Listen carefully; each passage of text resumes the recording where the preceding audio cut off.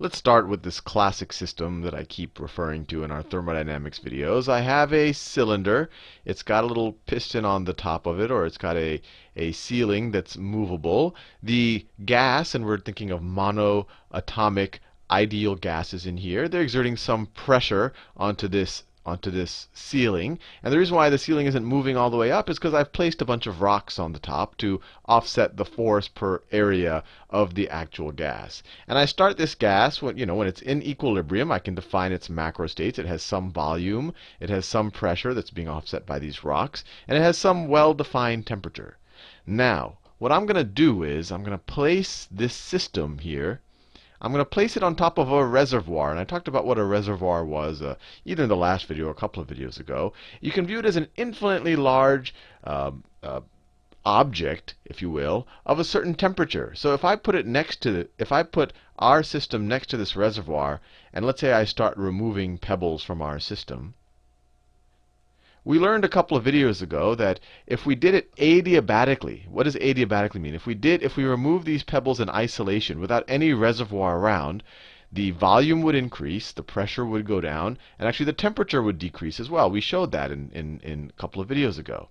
So by putting this big reservoir there, that's a lot larger than our actual canister, this will keep the temperature in our canister at T1.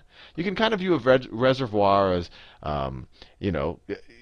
let's say I had a cup of water in a stadium, and the air conditioner in the stadium is at 60 degrees.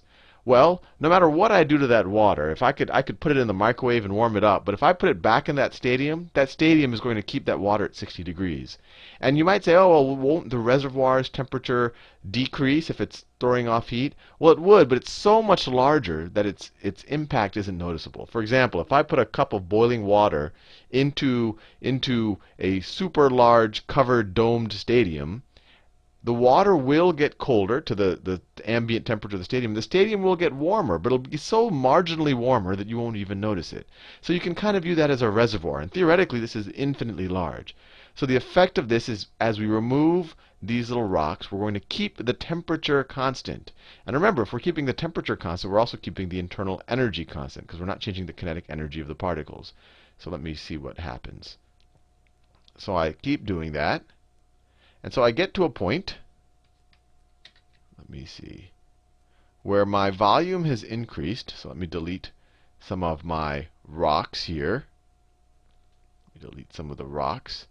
So some of the rocks are gone. And now my overall volume is going to be larger. So let me move this up a little bit. And then let me color this in black. Oh, whoops. Let me color this in just to give an idea. So our volume has gotten a bit larger. And let me get my pen correctly. OK, so our volume has gotten larger by roughly this amount.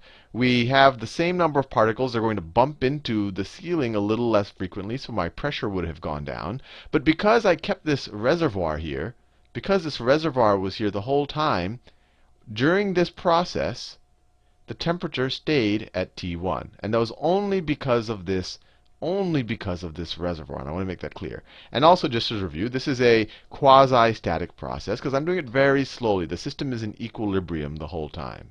So let's draw what we have so far on our famous PV diagram. So this is the p-axis. That's the v-axis.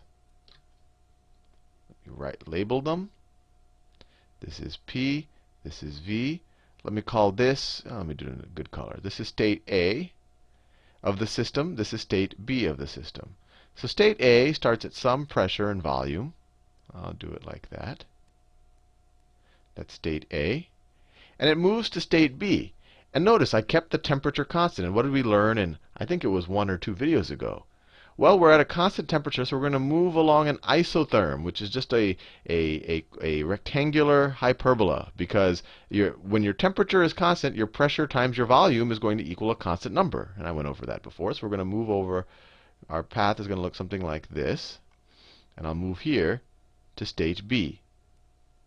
I'll move over here to state B. And the whole time, this was at a constant temperature, T1. T1. T1. Now, we've done a bunch of videos now. We said, OK, how much work was done on this system? Well, the work done on the system is the area under this curve. So some positive work was not done on the system, sorry. How much work was done by the system? We're moving in this direction. I should put the direction there. We're moving from left to right. The amount of work done by the system is pressure times volume. We've seen that multiple times. So you take this area under the curve, and you have the work done by the system from A to B. Right? So let's call that work from A to B. Work from A to B. Now, that's fair and everything, but what I want to think more about is how much heat was transferred by my reservoir. Remember, we said if this reservoir wasn't there, the temperature of my canister would have gone down as I expanded its volume and as the pressure went down. So how much heat came into it? Well, let's go back to our basic internal energy formula. Change in internal energy, changes in internal energy is equal to heat applied to the system minus the work done by the system. Now, what is a change in internal energy in this scenario? Well, I was at a constant temperature the whole time, right? And since we're dealing with a very simple ideal gas, all of our internal energy is due to kinetic energy, which temperature is a measure of. So if temperature didn't change, our average kinetic energy didn't change, which means our kinetic energy didn't change. So our internal energy did not change while we moved along this isotherm, while we moved along from left to right along this isotherm. So we could say our internal energy is 0. And that is equal to the heat added to the system minus the work done by the system. Right? So if you just we put the work done by the system on the other side and then switch the sides, you get heat added to the system is equal to the work done by the system. And that makes sense. The system was doing some work this entire time. So it was giving energy it was giving essentially maybe some potential energy to these rocks. So it was giving energy away. It was giving energy outside of the system. So how did it maintain its internal energy? Well, someone had to give it some energy, and it was given that energy by this reservoir. So let's say, and the convention for doing this is it's to say that it was given. Let me write this down. It was given some energy, Q1. We just put this downward arrow so that some energy went into the system here. Fair enough.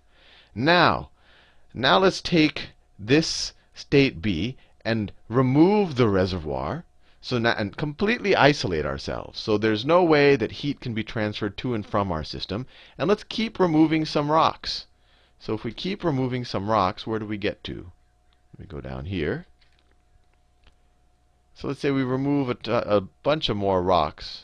So let me erase some even more rocks than we had in B. So maybe I only have one rock left.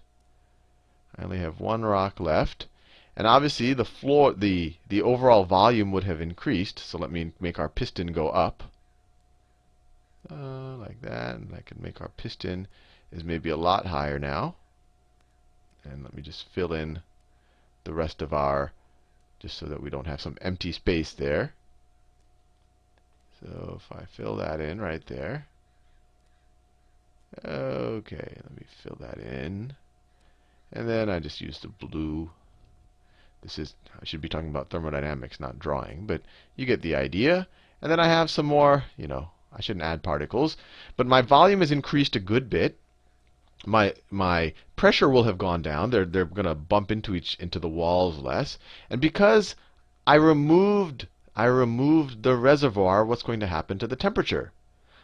My temperature is going to go down. This was an adiabatic process. So an adiabatic just means we did it in isolation. There was no exchange of heat from one system to another. So this arrow continues down here. And I'll say adiabatic. Adiabatic. Now, since I'm moving from one temperature to another, this is now at T2. This is now at T2. So I will have moved to another isotherm. This is the isotherm for T1. If I keep my temperature constant, I move along this hyperbola now. I would have kept moving along this hyperbola. But now that we didn't keep our temperature constant, we now move like this. We move to another isotherm. So let's say I have another isotherm at T2. It looks something like this. So let me draw it like that. So let's say I have everything. Actually, let me It should actually curve up a little bit. So let's say everything at temperature T2, depending on its pressure and volume, is someplace along this curve that asymptotes up like that and then goes to the right like that. Now, I would have moved down to this isotherm, and my pressure would have kept going down, and my volume would have kept going down. So this move from B to C, to state C, will look like this. From B to state C, let me do it in another color. Let me do it in the orange color of this arrow. So it'll look like this. And now we are at state C. State C. Now this was adiabatic. Adiabatic. Which means there is no exchange of heat. So I don't have to figure out how much heat got transferred into the system. Now, there's something interesting here. We still did do some work. We can take the area under this curve, and we're going to leave it to a future video to think about where that work energy, the main thing is what was reduced by that work energy. And, well, if you think, I don't even have to leave it to a future video. Our internal energy was reduced, right? Because our temperature went down, so our internal energy went down. We'll talk more about that in a future video.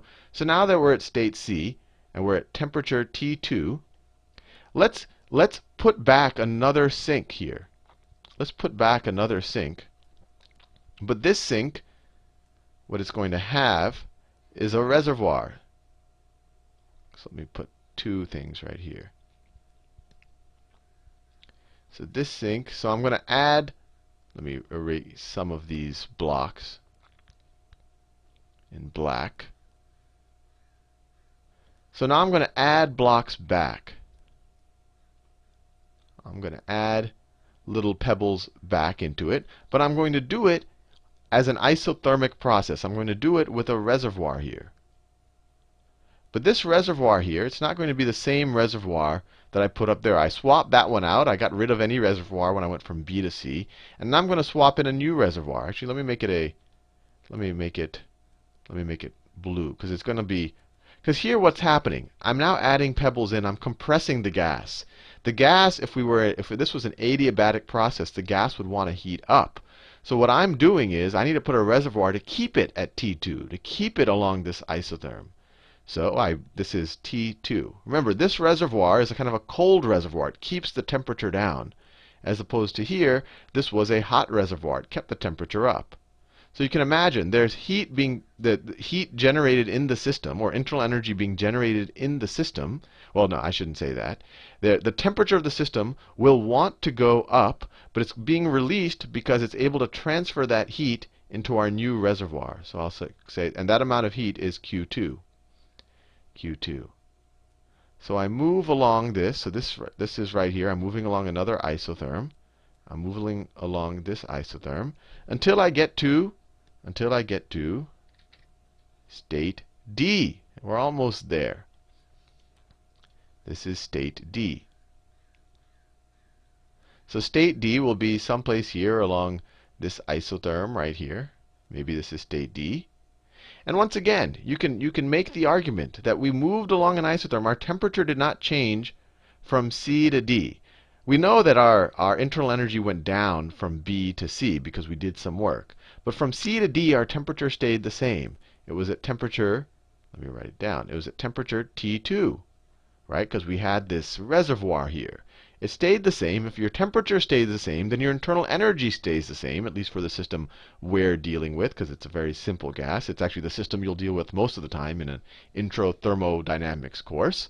So, given our internal energy didn't change, we can apply the same argument that the heat added to the system is equal to the work done by the system, right? Same math as we did up here. Now, in this case, the work wasn't done by the system. The work was done to the system. We compressed this piston. The force times distance went the other way. So given that work was done to the system, the heat added to the system was negative, right? We're just applying the same thing. Heat, if our internal energy is 0, the heat added to the system is equal to the work done by the system. The work done by the system is negative. Work was done to it. So the heat added to the system would be negative. Or another way to think about it is that the system gave away heat. The system gave away heat. We'll say put that with Q2. Q2. And where did it give that heat? It gave it to this reservoir that we put here, this kind of cold reservoir. You can almost view it as a, well, it's accepting the heat. Okay, we're almost there. Now, let's say we remove this reservoir from under our system again. So it's completely isolated from everything else, at least in terms of heat. And what we do is we start adding, so state D, it still wasn't, we still had a few less pebbles. But we start adding more pebbles again. We start adding more pebbles to get it to state A. So let me change to my pebble color. So we start adding more pebbles again to get it back to state A. So that's this process right here. That's this process. And let me do a different color. This is, let's say this is green. So as we add pebbles, that's this movement right here. We're moving from one isotherm up to another isotherm at a higher temperature. And remember, this whole time we went in this clockwise direction. So a couple of interesting things are going on here. Because we're assuming an ideal scenario, nothing was lost to friction. This piston just moves up and down, no heat loss due to that. What we can say is that we've achieved, we are back at our original internal energy. In fact, this is one of the properties of a state variable, is that if we're at the same point on the PV diagram, the same exact point, we have the same state variable. So now we have the same pressure, volume, temperature, and internal energy as what we started with. So what we've done here is completed a cycle. And this particular cycle, it's an important one. It's called Carnot cycle. It's named after a French engineer who was trying to just optimize engines in the early 1800s. So it's a Carnot cycle. Carnot cycle. And we're going to study this a lot in the next few videos to really make sure we understand entropy correctly. Because in a lot of chemistry classes, they'll throw entropy at you. Oh, it's measure of disorder. But you really don't know what they're talking about, or how can you quantify it or measure it in any way. And we really need to deal with the Carnot cycle in order to understand where the first concepts of entropy really came from, and then we'll relate it to kind of more modern notions of it. Now, a system that completes a Carnot cycle is called a Carnot engine. So our little piston here that's moving up and down, we can consider this a Carnot engine. You might say, oh, Sal, this doesn't seem like a great engine. I have to move pebbles and all of that. And you're right. It's not, you wouldn't actually implement an engine this way, but it's a useful engine, or it's a useful theoretical construct in order for understanding how heat is transferred in an engine. I mean, if you think about what's happening here is this first heat sink transferred some heat to the system, and then the system transferred a smaller amount of heat back to the ambient, back to the other reservoir, right? So this system was transferring heat from one reservoir to another reservoir, from a hotter reservoir to a colder reservoir, and in the process it was also doing some work. And what was the work that it did? Well, it's the area under this curve, or the area inside of this cycle. So this is the work done. Right? This is the work done by our Carnot engine. And the way you think about it is, it's the area, when you're going in the rightward direction with increasing volume, it's the area under the curve is the work done by the system. And then when you move in the leftward direction with decreasing volume, you subtract out the work done to the system, and then you're left with just the area in the curve. So we could write this Carnot engine like this. We could write it like this. It's starting, so you have a reservoir at T1, and then you have your engine right here, and then it's connected at eventually. So it takes Q1 in from this reservoir. It does some work, right? The work is represented by the amount of the work right here is the area inside of our cycle, and then it transfers Q2, or essentially the remainder from Q1, into our cold reservoir. So T2. So it transfers Q2 there. So the work we did is really the difference between Q1 and Q2. Right? You say, hey, if I have more heat coming in than I'm letting out, where did the rest of that heat go? It went to work. Literally. So Q1 minus Q2 is equal to the amount of work we did.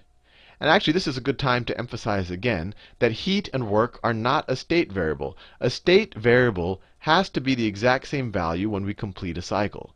Now, we see here that we completed a cycle, and we had a net amount of work done or a net amount of heat added to the system. So we could just keep going around the cycle and keep having heat added to the system. So there is no inherent heat state variable right here. You can't say what the value of heat is at this point in time. All you could say is what the amount of heat was added or taken away from the system. Or you can only say the amount of work that was done to or done by the system.